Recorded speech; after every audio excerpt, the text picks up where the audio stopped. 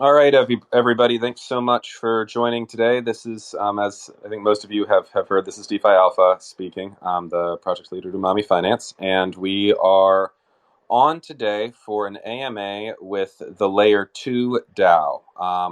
They're a very interesting project, and we're going to learn more about them.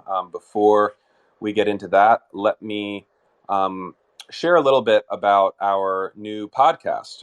I think, as many of you know, this is our first episode of Arbitrum Insider, and we are really excited about this podcast. We're going to make it a regular bi-weekly event. As you know, I think a lot of you know, Arbitrum is a very fast-growing, very promising layer 2 scaling solution of Ethereum. And it's been attracting a growing ecosystem of native DeFi projects and other types of projects in recent months. It's become more and more active, and it's attracting more TVL and users.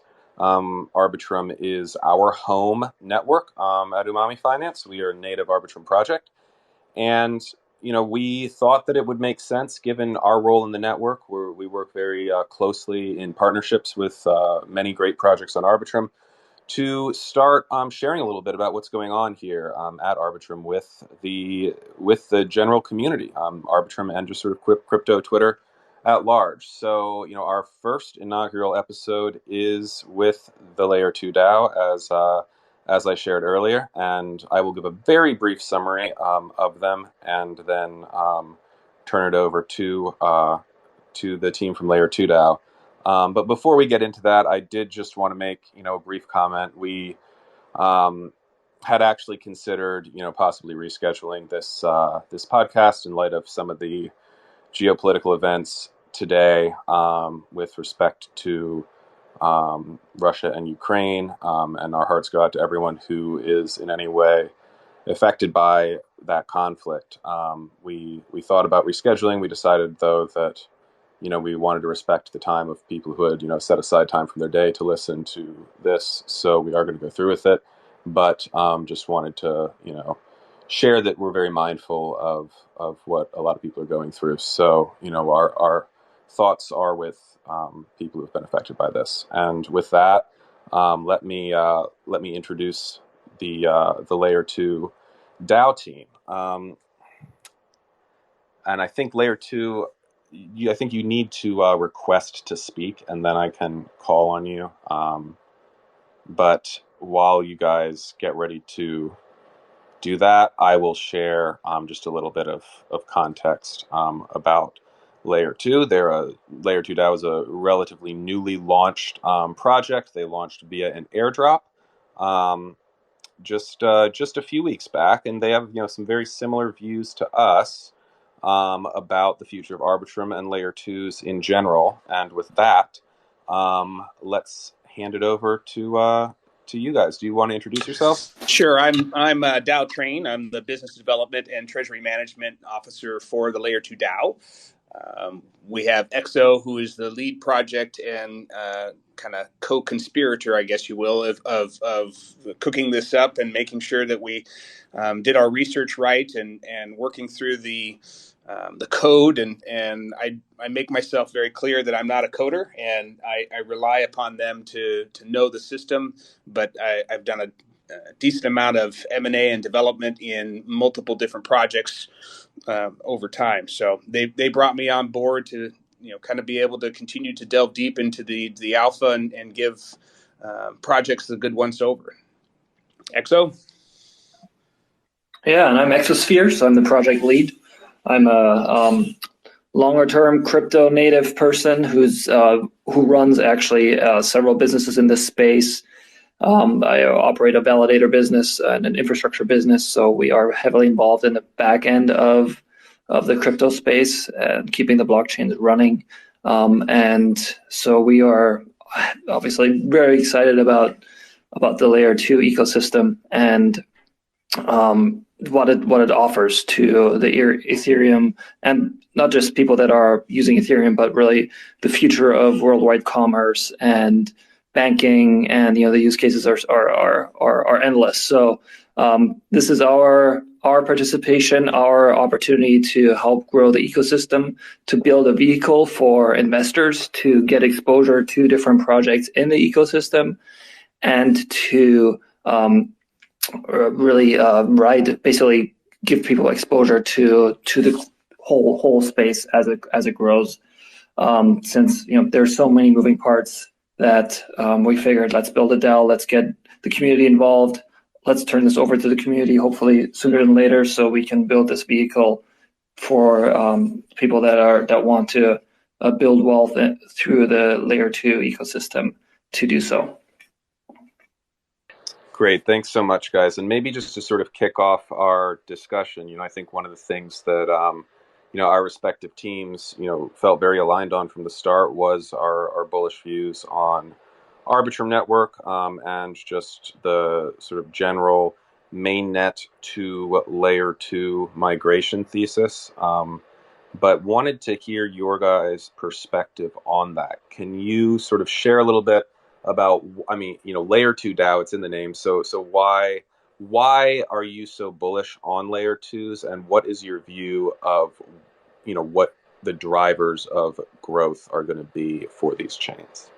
These are great thoughts, man. And these are, just want to echo again how much we are excited about this, but are right now forefront of mind as news is flashing across my screen right now that just my heart is out to those currently affected and that will be affected by this. It is troublesome to hear it. And meanwhile, we do need to be marching forward, and ever prevalent in the change of the ecosystem in both finance and economy is the progression that we're seeing today with layer 2. And I've been on Ethereum for a long time, and it was great.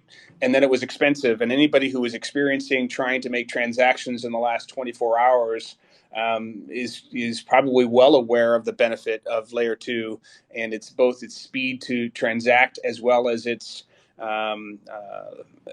ability to minimize the gas fees. And that's where it becomes an interesting conversation. You have so many chains that have developed in the last 3-4 years that each one, as they launch, says, well, this is an ETH killer, this is an ETH killer. And then they get the transaction volume that just destroys their ability to actually handle any sort of high quality app or development in the ecosystem. And one of the things that makes layer 2 so exciting is you're still using the backbone, but you're doing it in such a way, in a roll up that allows for the transaction to be a part of the ecosystem, but minimizing the costs and increasing the speed. And one of the things that makes a mass development of a currency or an ecosystem will be the onboarding and the ease of use by the average consumer. And right now, we are so way early to the average consumer. It's not even funny. The average consumer can't dream of going from a centralized exchange into DeFi and getting into layer 2 right now, because there is just so much knowledge and ownership and responsibility that they have to take. And they're so used to having everything spoon fed to them by the fiat currency system that costs them an arm and a leg without them knowing it costs them an arm and a leg, and realizing that they don't, as we educate and bring people through this space and create the exposure as it grows, it's just a natural tendency for something like layer 2, which we're really excited about, to become the forefront as its governance and its ability to do so at a quicker speed and transact a high volume of transactions. Makes it really exciting to be a part of and be on the ground floor. And one of the things that we chose Arbitrum for was the fact that it is, established, well-established product. It already has, several dev apps going. It's already got several protocols and projects moving, and the space is growing. And it's one of the largest L2 chains currently out there. So it made sense to make that kind of our home. But yeah, we are supporting not just Arbitrum, and that's our focus right now, is because that's where we've landed. But we're really wanting to help develop the cross-chain ecosystem between all L2s, because I think they all have a home in what we can be working with. And I'll jump in here. DeFi Alpha, I really appreciate you touching on what's happening in Ukraine right now. And while it's easy to be like, this is really all consuming, turn on any news channel and that's all you see, I had to remind myself as I'm watching the news coverage, how much of that actually touches crypto. If we look at the news coverage and we're looking at these long lines at ATMs, people getting ready to flee the Ukraine over to Western borders, and they're just trying to get some cash to go, and how they're beholden to these machines that need to be stacked with cash that might break when the power goes out. They're not going to work anymore. And basically, these people might just be stranded without any money at all. And the solution that crypto brings to this in the form of a decentralized network that functions, as long as the internet lives, then crypto lives, and these networks, these blockchains will keep on rolling and people will have access to their money. That is really important. But not just on the Ukrainian side, also on the Russian side, because just a few weeks ago we heard these news reports that Russia really is embracing crypto.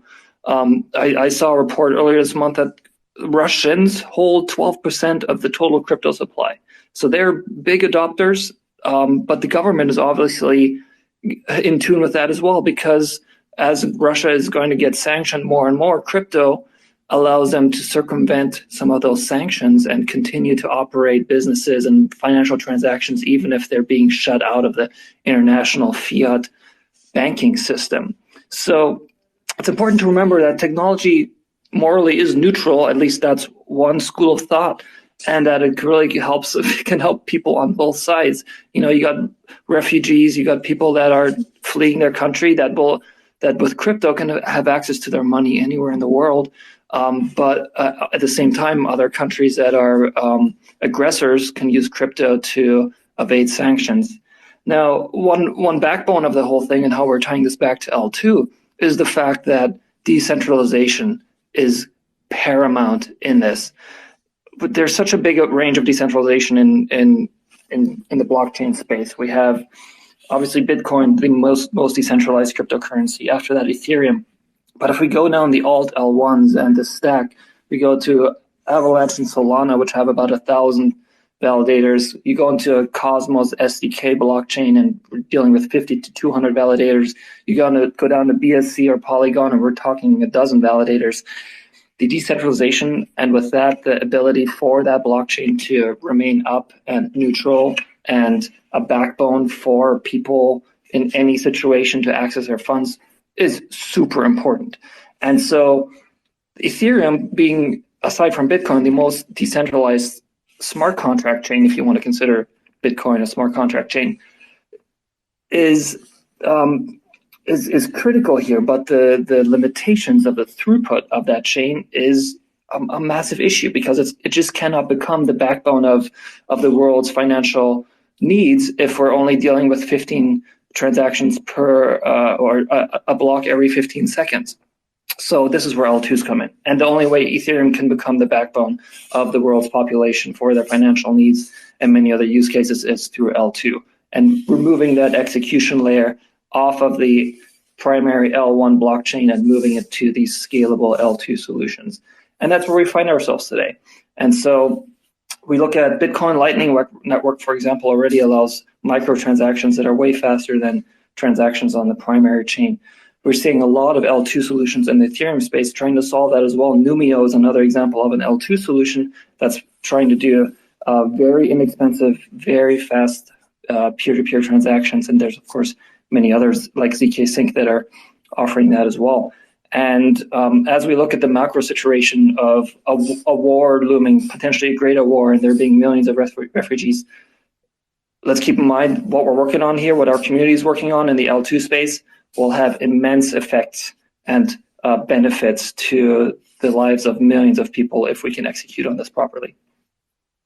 Yeah, that's something. Thank you so much to both of you for sharing those thoughts, and that's very much the view that we share as well. And I think you both hit it on the head that within that sort of macro trend from mainnet to L2s, we at Umami and I think L2DAO clearly as well, we are particularly bullish on Arbitrum, and I think that as both of you alluded to, I mean, what really matters here is functionality for real people, for users. And, right now, obviously, sort of the most robust available products in crypto, not just Arbitrum, but, across chains tend to be in DeFi. And, there's good reasons for that. And we think that's probably one of the most important areas to, continue to develop decentralized blockchain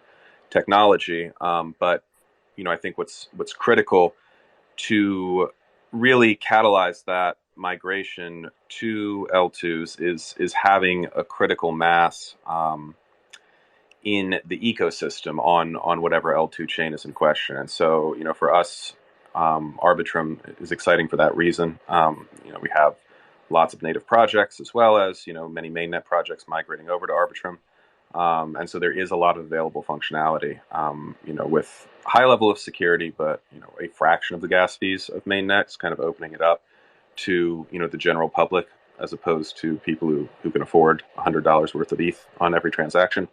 So I think the question that I wanted to pose to you guys, though, is, obviously Layer2DAO has a sort of if an investor's approach, in a sense, to the network, in that, I know that you guys want to kind of actively support different projects on Arbitrum, and be sort of a benevolent holder and participant, in governance for different projects. Correct me if I'm misunderstanding, but I think the idea would be to have a DAO that supports the Arbitrum community and is governed by the Arbitrum community. But I think within that, I was just curious to hear from you sort of what you guys, what approach you take when you're assessing sort of what kind of project you might want to partner with, or, make some sort of, token swap or other form of, capital deployment.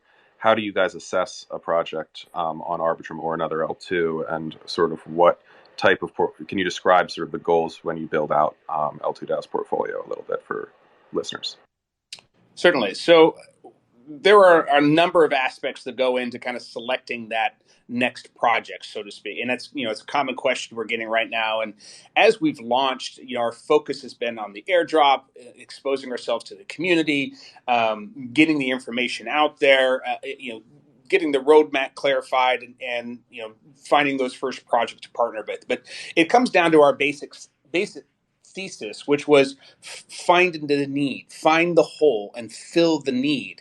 And there are so many opportunities within the layer 2 community on Arbitrum and the various other layer 2s that there are need for applications. I mean, just in token swap and creating, an escrow agency, and all the way down to gaming, and everybody, that the pay to earn gaming is a billions of dollar industry that is continuing to find its way through other chains. And you've seen Treasury move over here to Arbitrum from Polygon. I think you'll see more game systems move to the L2 chain, simply because its ability to enact the transactions and handle the bandwidth is going to be massive. But there's also real world applications we're going to be looking for in Oracle. There's going to be opportunity to build out not just and we have to avoid, we're going to have to do the research as people want to launch and create their farms. It's like, hey, we're not interested in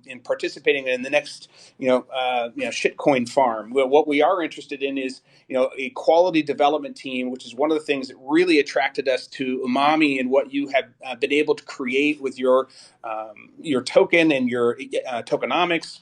It's the idea behind creating real value for investors, and how we can turn that in. If you think about this as a fund that's going to be the angel investor or the VC investor in many other projects across the L2 chain, and we want to be able to seek out those projects and have those relationships. And in order to find them, you've got to reach the community, and you got to be in the community. And so we're establishing our relationships within each of these chains, having conversations with the different protocols, finding the need of where they have small projects that have reached out and saying, hey, we're starting to grow, that may be too small for an Arbitrum to want to directly invest in, but it's a needed project, and so we'll go through that process of the due diligence.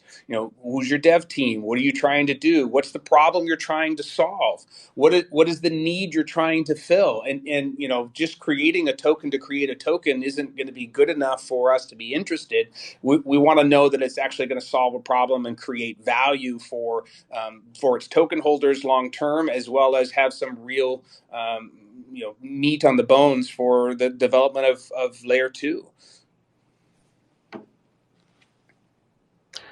Great. No, that makes a lot of sense, and we think similarly. In some of our partnership arrangements as well. We always look for sort of long-term partners where it's not just a matter of a sort of one-off, superficially lucrative deal for our holders, but ideally something where we can kind of work hand in hand to really develop the Arbitrum ecosystem.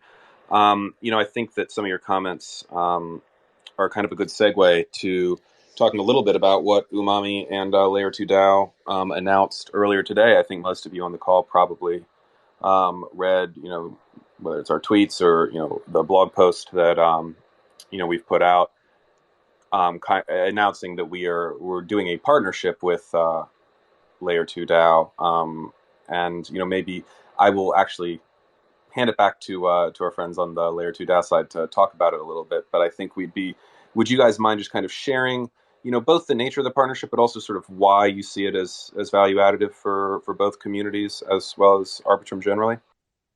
Yeah, I'm going to talk to I think the macro pieces that we've been talking about, not just what we've executed on today, but the goal is to achieve a longer term partnership. And what Umami has been willing to do, which is great for an incubated company that's just coming out, that one of the things that we need to establish is, one, viability, that we're not a rug pull, that we're an actual group of educated and dedicated team members that are trying to create value.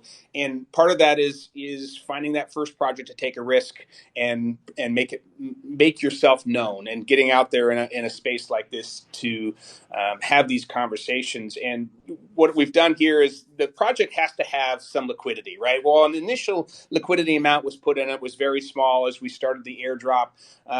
We don't want to. What we're trying to do is get wallet holders, people who believe in the vision of where we're going, not just create a quick $25 for people to walk away with and say, "Yay, I got my airdrop from being on layer 2 finally." And when it became clear that Arbitrum was not going to create their token, this became a great spot for us to land in, and it provided us an opportunity to work with Umami in this particular case in, okay, we need to have some real liquidity put out there. And so through lots of hours and lots of time on a bigger picture that we hope to become very clear in the next couple of weeks as we deepen this relationship, they were willing to put forth some ETH to create that next pool on Uniswap, which I think is going to be fantastic to kind of pair with what we've got on SushiSwap. Again, increase our exposure. We have others that are looking for an opportunity to buy that weren't able to get in on the initial airdrop because they hadn't migrated to L2 and or had used different bridges. They hadn't used the native bridges. So this is an opportunity that once we start providing some better liquidity, we'll give them an opportunity to buy the token without ramping up and artificially inflating the token price just to have it rugged out from under them by airdroppers who come in and then sell out. So I love the new unique tool that Umami has put together to allow the kind of the tightening of the range and kind of slowly and in a controlled fashion really increase the amount of liquidity. So it was entirely a vision put forth by Umami, and I really appreciate their team putting the work in and putting that down and getting it out there, because I think it's for us long term, it's going to create value for our DAO. It's an investment in our ecosystem of what we're doing, and in turn, by creating value in our DAO and the fact that Umami is now a token holder, is also going to see that rate of return, and then we're going to incent that liquidity, and we're going to continue to incent people to believe in the DAO and to stake their liquidity and get a rate of return as we grow. And we're continuing to look for that next project. What are some ways that DAO can continue to generate income streams? It's not just about holding a token. We want to be able to long-term generate true wealth and a true income stream coming back to our DAO treasury holders. Yeah, no, thank you for that. That's a great summary, and I think I might use this actually just as an opportunity to talk a little bit about some aspects of it that we're particularly excited about at Umami, and there are several. And I think the first is as you guys alluded to, Umami just recently. It was it was over the weekend. We announced that we're launching this new platform for migrating liquidity on Arbitrum to Uniswap v3. And, this is sort of an example of the kind of, partnership-based ecosystem building that we want to do more of. Uniswap v3 is a pretty incredible and pretty advanced DEX platform that really does allow for projects to establish liquidity in their LPs using far less capital because Uniswap v3 is so capital efficient. But it always takes a bit of a push to initiate kind of the broad-based migration to a promising new platform that sometimes needs to happen to allow people to really freely adopt it and make use of it. And that's where sort of we were hoping that with our combination of protocol-owned liquidity, and then also the expertise that we have on board with Stephen T. He's our active manager. He's the co-host with us, actually. We felt that we would be well positioned to help set up new projects on UniV3, and we as I think L2DAO alluded to. It's particularly valuable for smaller projects because getting that initial liquidity that you need for people to be able to freely trade in and out of your token can be one of the bigger hurdles to being able to really launch and establish yourself on a chain. And luckily with UniV3, because of the capital efficiency and the concentration of liquidity, that hurdle is much lower. So we were excited to so soon after rolling out the platform, be able to kind of put that in action and find, a great partner project that, could kind of make use of that, that value add. So we're excited about that. And to some of the points that the team at Layer2DAO just made, we really are interested in, building these partnerships that are more than just the initial terms of the deal. And I think what's exciting with L2DAO is, as they mentioned, us being able to provide them with liquidity on Uniswap gives their partners, because they're in discussions with other teams, the ability to possibly move in to L2DAO in a little more freely and structure some potential deals that might have been more difficult before that liquidity was established. And that creates a virtuous cycle for us, because now we have this partner that themselves is building new connections, which in turn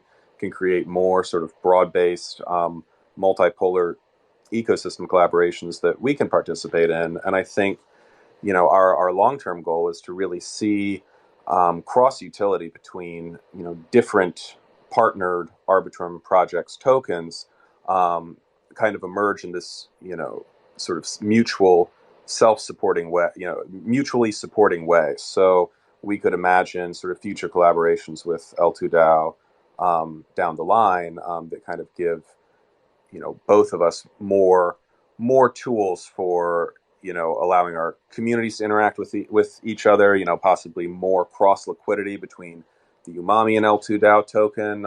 Perhaps various forms of utility between our project and between the Arbitrum Finance project and L2DAO that kind of benefit all holders. So that's, I think, what's so great about blockchain is the freedom with which these sorts of collaborations can be built and scaled, to new levels very quickly. So, we're very excited about it. I think we're at, about 4 o'clock Eastern time. First, I just want to ask Layer2DAO, do you guys have anything else that you want to add? If not, maybe we can open it up to questions from listeners. This is Exo. I wanted to chime in and just give you guys big kudos for being an early mover in the liquidity space on an L2. We've seen a lot of innovation happen on mainnet, but it's currently pretty consolidated there with new innovative projects like TokenMuck and others. But as we just went through this process of launching on an L2 and launching a token, and we quickly realized, wow, the infrastructure just isn't here yet, and building liquidity is fairly hard when some of the tools, the tooling that exists on mainnet just doesn't exist on the L2s yet. And so, kudos to your team for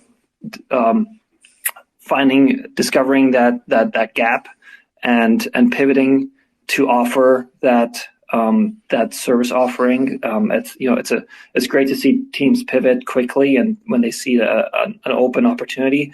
And we saw that with Umami, which really got us excited about partnering with you, because you really are contributing to the move of liquidity from mainnet to Arbitrum, which is critical to building this ecosystem here.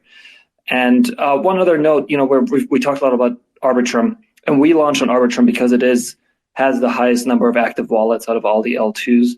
And so for us to launch a token meant that this is the place where most people can most easily access it. But we are, as a DAO, thinking beyond Arbitrum. So we are, in the next week, we're going to launch a NFT airdrop with Quixotic on Optimism. We're talking to other application-specific L2s. So as a DAO, while we started in Arbitrum, our goal really is to boost the entire L2 ecosystem. And there will be winners and there's losers, for sure. But this is the process of innovation that it takes, and we're excited to be part of it. And we're grateful for Umami for helping innovate in the space. Great. Yeah, thank you so much, guys. So I did want to open it up to the listeners. Does anyone have any questions for our guests here, Layer2DAO, or for Umami, either way?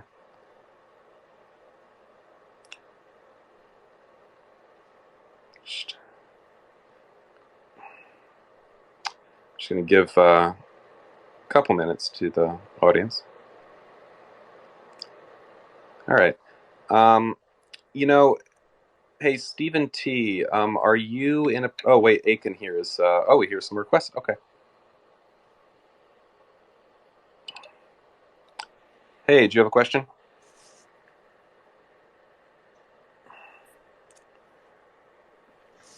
Hi, Aiken, do you have a question? Good evening. Can you hear me all right? Yep. Right. First of all, thanks for pulling me up here. I just joined the Discord of Layer2DAO, so there's that. I was just wondering if we could also kind of address the elephant in the room when it comes to Arbitrum. Are there any talks yet with TreasureDAO at this moment, or have there been any talks so far with them? Perhaps in terms Is that of for Layer 2 or for collaboration. Umami? I'm sorry?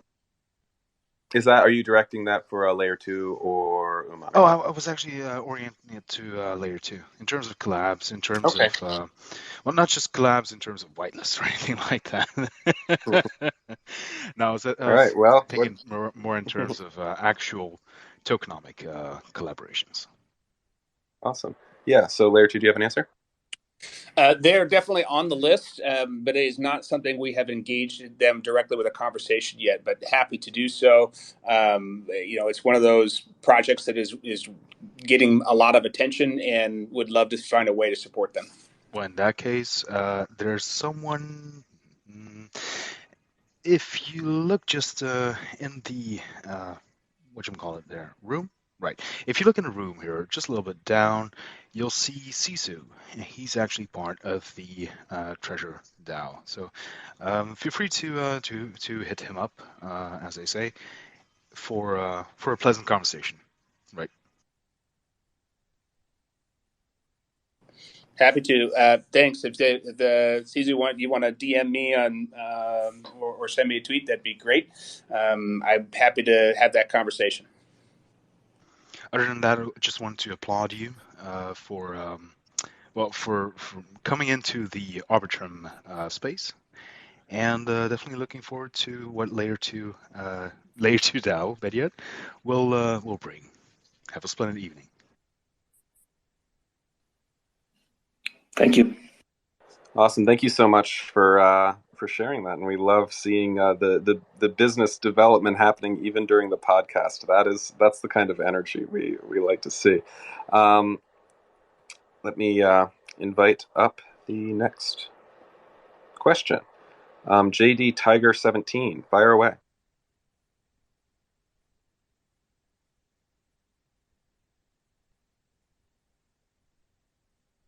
Just to let you know, you're muted right now, JD Tiger 17. But apologize, guys. It's one of my first times on Spaces. So my question's here for Umami in general.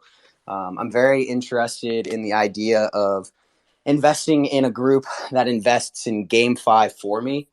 So I'm just curious on if there's any developments on that side of the Umami project right now that you guys are willing to share. And if not, I'll just wait for the next one.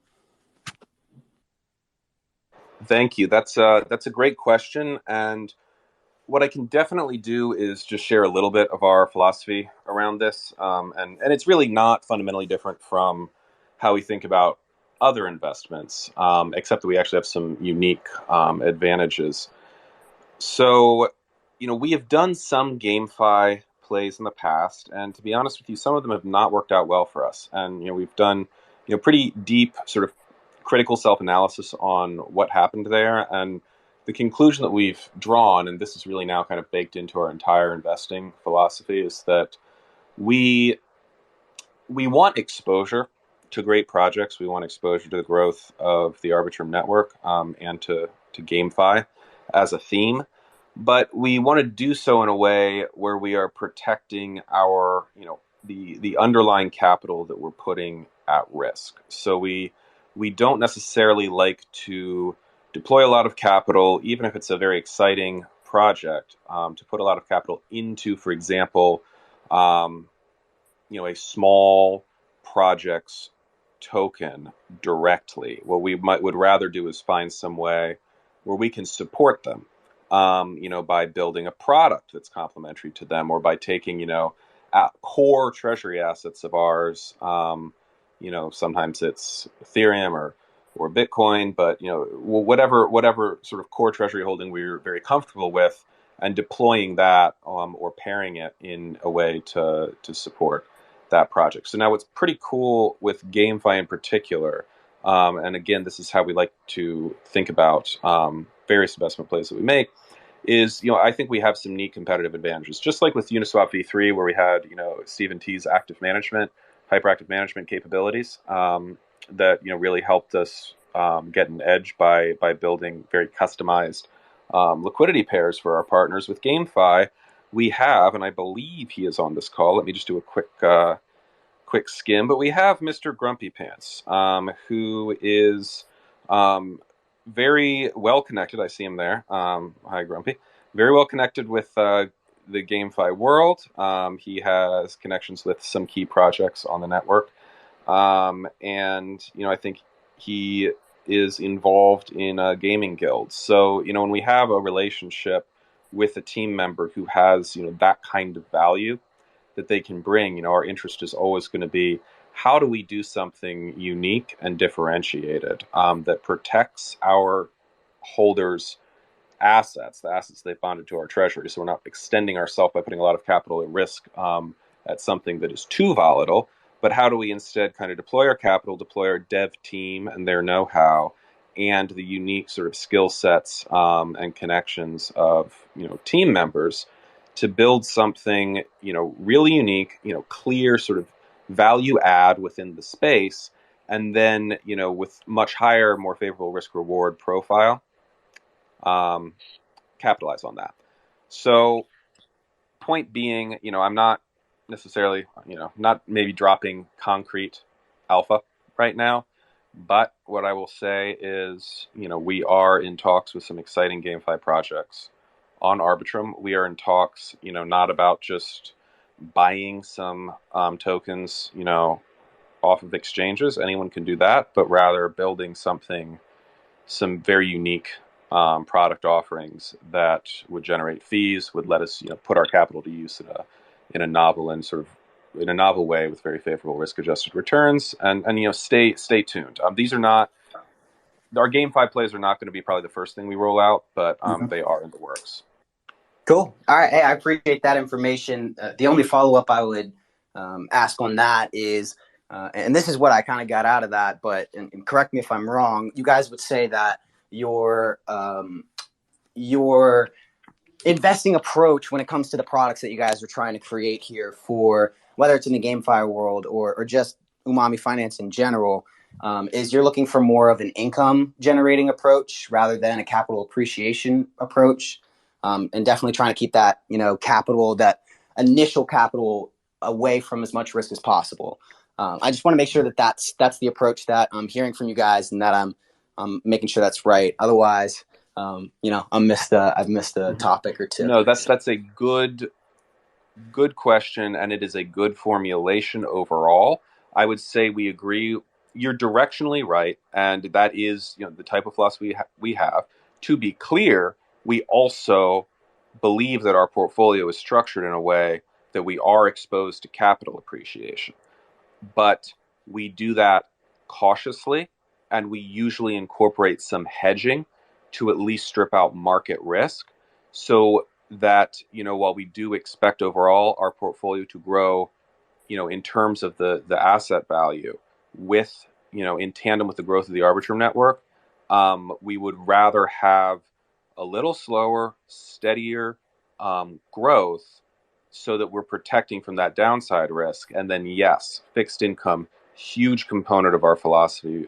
You probably know we have the Marinate V2 product rolling out this weekend that will pay 50% of our treasury revenues to long-term stakers through the Marinate product. And those treasury revenues, they're going to be converted to wrapped ETH and paid out monthly. So obviously, given that that's sort of central to our tokenomics, we care very much about the fixed income component. So yes, I broadly agree with you, but I just wanted to qualify. We do think we'll still get some good capital appreciation as well. No, that's perfect. Exactly what I was looking for in an answer. So definitely appreciate that. Thanks so much. Awesome. Any other questions? Just give it 1 minute.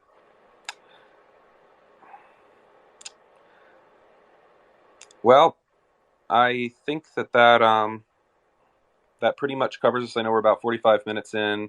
We try to keep it short and to the point with our podcast, but really want to thank Layer2DAO for joining us. I think we're both really enjoyed just getting to know the team. I think one thing that both Umami and Layer2DAO, I think we both gained some mutual respect for one another through the amount of rigor and back and forth and modeling and remodeling our tokenomics and our different proposals for how to structure a partnership.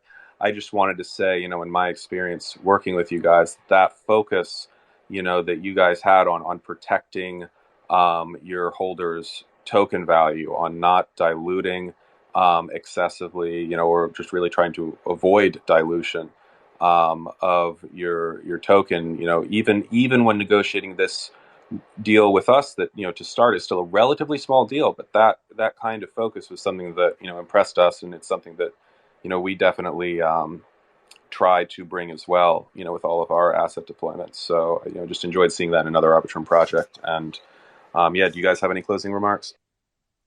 Just thanks again for putting it together, and just an update on our airdrop. We do finish the airdrop, so for those of you who haven't been able to claim by the 28th, that's when it's done. We've had almost 5,000 people hold on to that claim, and almost 9,000 who've gone through that transaction already. So it's been a good success for us getting the exposure, and truly do appreciate. I echo your comments on going through that process, being in the M&A world that I've done for 20 years, you can easily dive, in that the deals that go to the graveyard. But going through that process and being willing to find a solution to the problems and to the risks is something that I enjoyed going through.